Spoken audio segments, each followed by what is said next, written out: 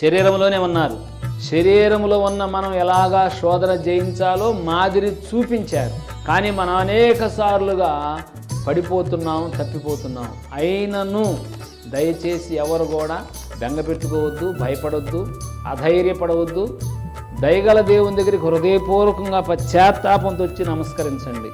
ప్రభువా, నన్ను క్షమించు, ఈ స్థితిలో నేను పడిపోయాను, నన్ను క్షమించు ప్రభువా అని పశ్చాత్తాపంతో ఉపవాసం నుండి కన్నీరు గార్చి ప్రభువుని అడిగితే క్షమించడానికి సిద్ధ మనసు గల దేవుడు.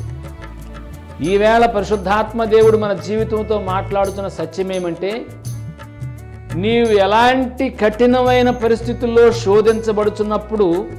శోధించబడుచున్నప్పటికీ, శోధనలో నడుస్తున్నప్పటికీ, ఆ శోధనలో దేవుని యొక్క వాక్యము చేతను పరిశుద్ధాత్మ దేవుని సహాయము చేతను ఆ శోధన జయిస్తూ ఉండగా, జయించేటప్పుడు దేవుడు సహాయం చేస్తాడు. జయించిన తర్వాత ఒక అద్భుతమైన మెట్టులోకి నిన్ను ప్రవేశపెడతాడు. అదేంటంటే, దేవదూతలు నీకు పరిచర్య చేసేవారిగా ఉంటారు. ఈ లోకంలో ముఖ్యమంత్రులకు, మంత్రులకు పరిచర్య చేయడానికి కింది స్థాయి అధికారులు ఉంటారు, పెద్ద బలగాలు ఉంటాయి. దేవుని పిల్లలారా, నీవు శోధించబడిన తర్వాత ఆ శోధనను జయించినట్లయితే నీ స్టేటస్, నీ స్థితి, దేవదూతలు నీ దగ్గరకు వచ్చి పరిచర్య చేసే ఏర్పాట్లు దేవుడు చేస్తాడు. దేవునికి మహిమ కలుగునుగాక.